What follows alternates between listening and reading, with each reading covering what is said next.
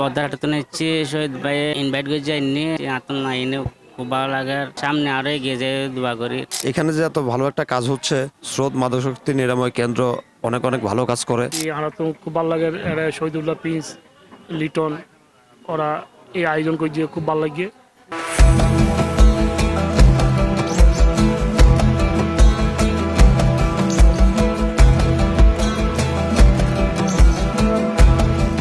পবিত্র মাহে রমজান উপলক্ষে চট্টগ্রামের অসহায় প্রতিবন্ধী ও দুস্থ ব্যক্তিগুলোর হাতে ইফতার সামগ্রী ও ঈদ উপহার বিতরণ এবং ইফতার ও দোয়া মাহফিলের আয়োজন করা হয়েছে। রবিবার স্রোত মাদকাসক্তি নিরাময় কেন্দ্রত আমরা করব জয় একদিন প্রতিবন্ধী সংগঠনের উদ্যোগে এই আয়োজন অনুষ্ঠিত হয়েছে।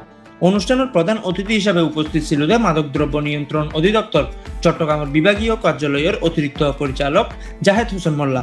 এছাড়াও বিশেষ অতিথি হিসাবে উপস্থিত ছিল একই অধিদপ্তরের চট্টগ্রাম মেট্রো দক্ষিণ কার্যালয়ের উপপরিচালক মোহাম্মদ মানজুরুল ইসলাম এবং চট্টগ্রাম মেট্রো উত্তর কার্যালয়ের উপপরিচালক সিরাজুল মোস্তাফা। অনুষ্ঠানত সভাপতিত্ব করছি স্রোত মাদকাসক্তি নিরাময় কেন্দ্রের নির্বাহী পরিচালক মোহাম্মদ লিটন।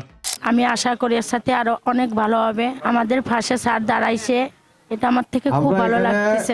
আমি প্রতিবন্ধীদের নিয়ে কাজ করি, তার মধ্যে আমরা করব জয় প্রতিষ্ঠানটি আমি আজ থেকে 10 বছর আগে প্রতিষ্ঠা করি। সারা বাংলাদেশে আমাদের 3,500 প্রতিবন্ধী ব্যক্তি আমাদের সংগঠনের সাথে সম্পৃক্ত আছে।